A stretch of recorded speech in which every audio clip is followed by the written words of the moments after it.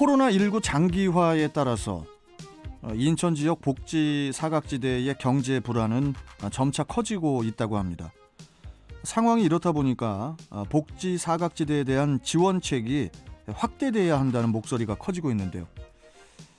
이와 관련해서 인천시 사회서비스원 정책연구실의 유비 부연구위원 연결해서 이야기 나눠보겠습니다. 자, 투데이 하디슈 인터뷰. 자, 유비 부연구위원님 안녕하세요. 네, 안녕하세요. 네, 반갑습니다. 예, 반갑습니다. 복지 사각지대 문제가 왜 발생하는지부터 좀 들어봐야 할 것 같은데요. 이 복지 사각지대 발생 원인은 무엇이고 또 인천의 복지 사각지대는 어느 정도 수준을 보이고 있는지 좀 먼저 좀 말씀해 주시죠. 예, 이제 사실 복지 사각지대가 굉장히 넓은 의미에서 해석이 되는데요. 네. 크게는 복지 욕구가 있음에도 지원을 받지 못하는 대상이나 현상을 뜻합니다.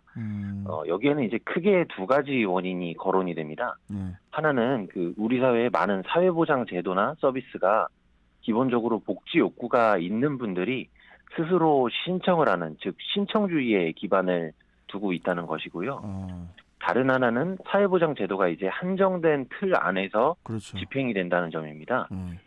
따라서 이제 경우에는 내가 받을 수 있는 지원 제도나 서비스에 대한 정보를 알지 못해서 신청 자체를 하지 못할 수도 있고요. 네.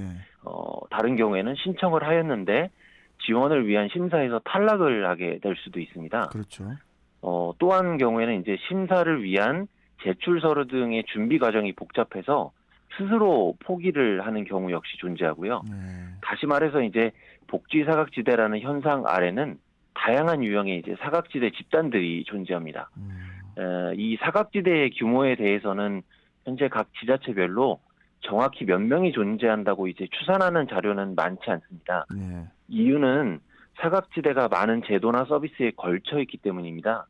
따라서 숫자 자체로 우리가 사각지대가 늘었다, 줄었다를 쉽게 말하지는 않습니다. 다만 기존 조사에 의하면 대표적인 공공부조 제도라고 할 수 있는 국민기초생활보장제도의 경우 기준 중위소득을 50% 이하로 잡게 되면 우리나라에 90만 가구 이상이 존재한다고 논의가 되고 있습니다.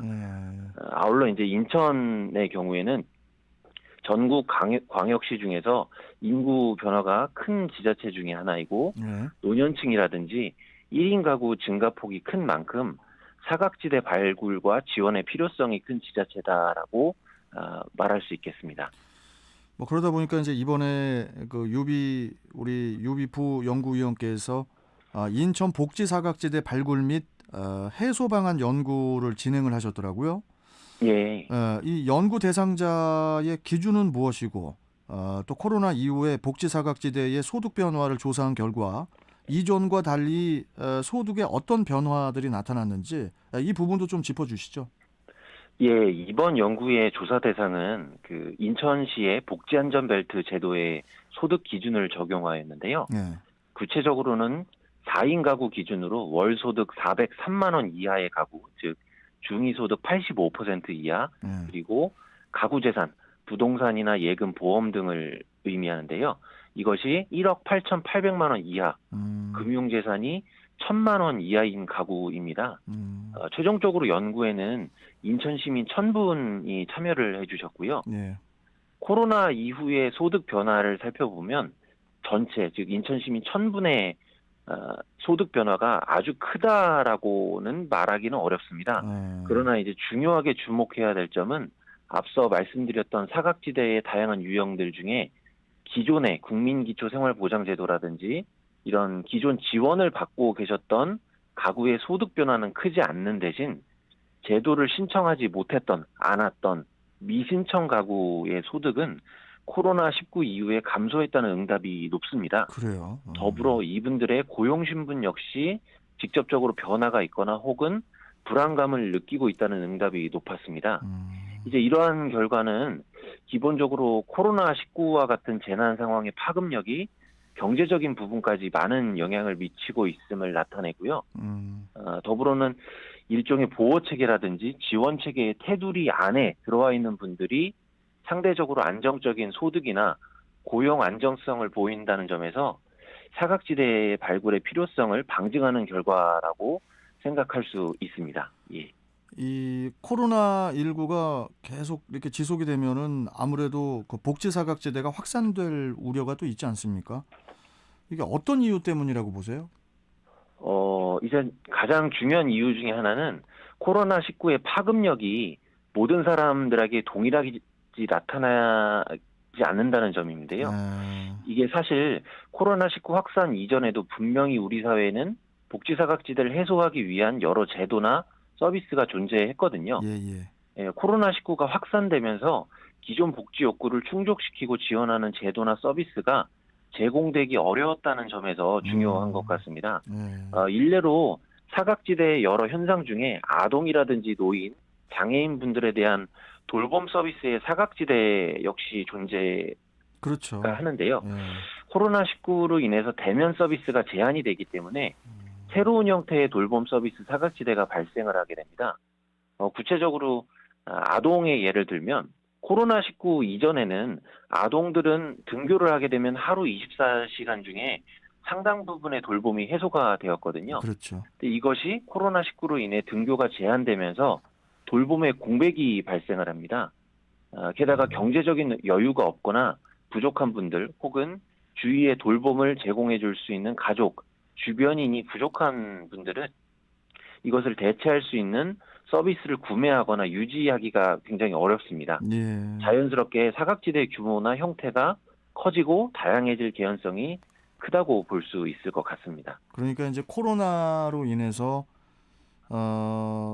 제2의 또 예, 제3의 그 복지 사각지대가 생겨날 수도 있을 것 같거든요. 예, 이제 앞서 말씀드린 바하고 굉장히 일치하는데요. 예. 사각지대가 양적으로 확장되는 것 이외에도 새로운 형태의 사각지대가 발생할 개연성이 큽니다.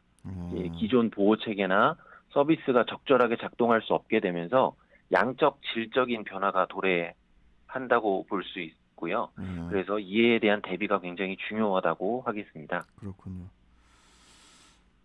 앞으로 이 복지 사각지대를 줄이고 또 문제를 해소하기 위해서 어떤 부분이 중점적으로 개선돼야 된다고 보시는지 이 부분도 좀 말씀해 주시죠. 네.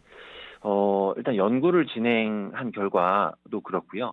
이 복지사각지대 문제가 굉장히 다양한 제도나 서비스에서 거의 필연적으로 발생하는 문제이기 때문에 해소를 위해서는 장단기적인 접근도 중요하고요.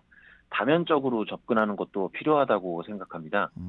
우선 단기적으로는 이 신청과 발굴이라는 측면에서 보강해야 될 지점들이 있을 것 같습니다. 예, 예. 신청 기준을 완화하고 제도나 서비스 관련 정보를 확산시키는 것에서부터 단전이라든지 단수 같은 취약한 상황을 나타내는 여러 지표들을 통해서 아, 잠재적인 사각지대 대상자를 발굴하는 작업까지 좀 다양한 접근이 필요하고요.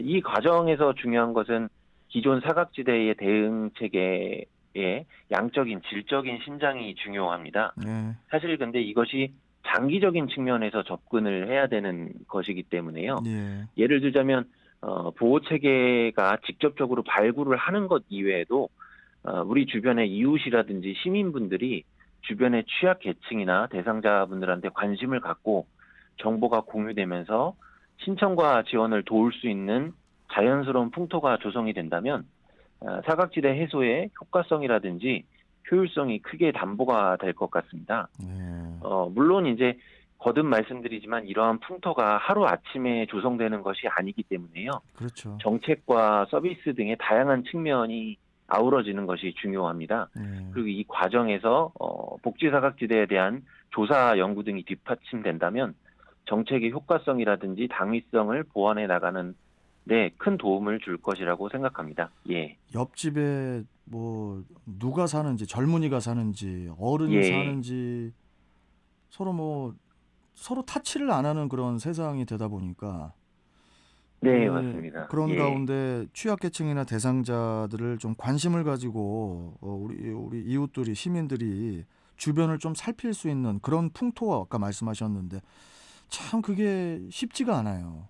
예. 예. 그 풍토만 좀 조성되고 그러다 보면은 참 조금씩 좀 더 이 사각지대가 좁혀질 텐데. 예. 아무튼 우리 저 유비 과장님께서 계속 좀 신경 써 주시고요. 또 예. 그렇게도 해 주심으로써 더 또 조금씩 나아지겠죠. 예.